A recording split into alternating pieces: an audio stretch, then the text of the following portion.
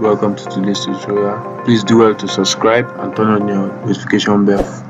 Alright, so this is my display converter. So it converts my display ports to HDMI.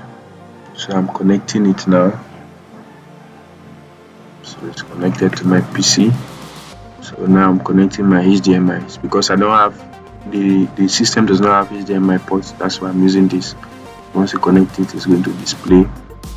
At times it will not display. What you have to do is press Windows logo plus P, window logo plus P, and then you see either extend or this, or those are the two major ones, though there are other functions there too.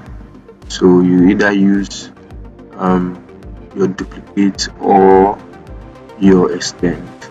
So but for projection, it's extend that we use because it takes the background and sends it to it. Now you right click and then go to display settings. If yours is not showing like this, if yours is not showing like this, you right click and go to display settings. Then you identify which screen is which. So most of the times the monitor one, your PC is always on monitor one.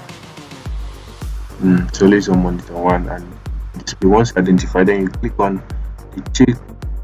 So you click on multiple display and then check make this your main display. So you make your monitor one your main display.